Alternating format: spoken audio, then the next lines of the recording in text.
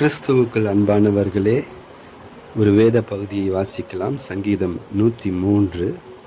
கர்த்தருடைய கிருபையோ அவருக்கு பயந்தவர்கள் மேலும், அவருடைய நீதி அவர்கள் பிள்ளைகளுடைய பிள்ளைகள் மேலும் அனாதியாய் என்றென்றைக்கும் உள்ளது. ஆண்டவருடைய கிருபை இல்லாமல் நம்முடைய வாழ்க்கையில் எதுவுமே இல்லை. ஒரு உதாரணமாக எடுத்துக்கிட்டோம் அப்படின்னா, நம்ம ஒரு ஆசீர்வாதத்திற்காக, ஒரு வீட்டின் ஆசீர்வாதத்திற்காக, இல்லை ஒரு வேலையின் ஆசீர்வாதத்திற்காக, ஏதோ ஒரு ஆசீர்வாதம் நம்ம காத்துட்ருக்குறோம், தேவனிடத்தில் செபிக்கிறோம். ஆனால் வேதம் இங்கே சொல்லுகிறது, அவருடைய கிருபை இருந்தால் தான் நமக்கு அந்த ஆசீர்வாதம் கிடைக்கும். எந்த ஒரு காரியமும் அவருடைய கிருபையினால தான் நம்ம பெற்றுக்கொள்கிறோம். அவர் நம்ம மேலே இரக்கம் பாராட்டுகிறதுனால. இங்கே சொல்லுது, கர்த்தருடைய கிருபை யாருக்காம்? அவருக்கு பயந்தவர்கள் மேலும், அவருடைய நீதி அவர்கள் பிள்ளைகளுடைய பிள்ளைகள் மேலும். ஏதோ நம்ம மேலே மாத்திரம் இல்லை, அந்த நீதி சந்ததிகளை தொடருமாம். எந்த சந்ததி அப்படின்னா, அவருக்கு பயந்த ஒரு சந்ததி, அவருடைய வார்த்தைக்கு நடுங்குகிற ஒரு சந்ததியை பாருங்க. ஸ்தோத்திரம்.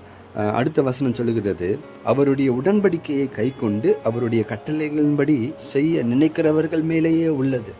அப்போது அந்த பயப்படுகிற மனுஷன், கர்த்தருக்கு பயந்து இருக்கான், அவனுக்கு தான் கிருபைன்னு சொல்கிறாங்க. அப்போ அவனுக்கு பயந்த மனுஷன் வாழ்க்கை எப்படி இருக்கும் பாருங்க. அதுதான் செயல்.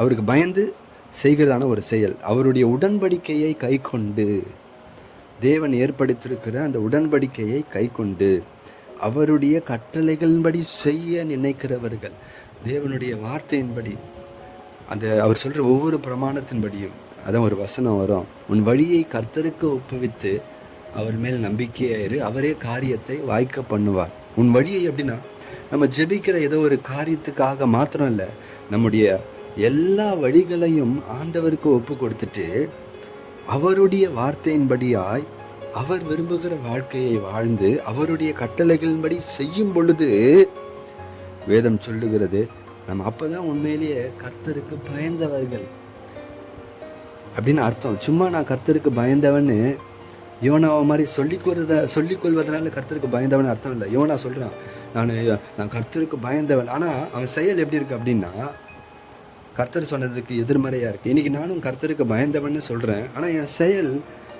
ஆண்டவருடைய வார்த்தைக்கு எதிர்மறையாக இருக்குது. இதை செய்யாத அப்படின்னா அதை தான் செய்வேன், துன்மார்க்கருடைய சேராதன்னா அதை தான் செய்வேன். அப்போ என் வாழ்க்கையில் எப்படிங்க நான் கர்த்தருக்கு பயந்தவன் சொல்ல முடியும்? உண்மையிலே நான் கர்த்தருக்கு பயந்தவன் அப்படின்னா, கர்த்தர் எதை விரும்புவாரோ என் வாழ்க்கையில், எப்படிப்பட்ட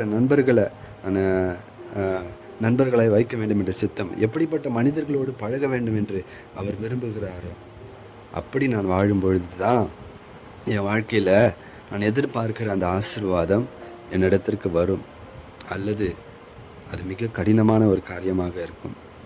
கர்த்தர் தாமே இந்த சிந்தனையின்படியாய் நம்மை சிந்திக்க வைப்பாராக. God bless you.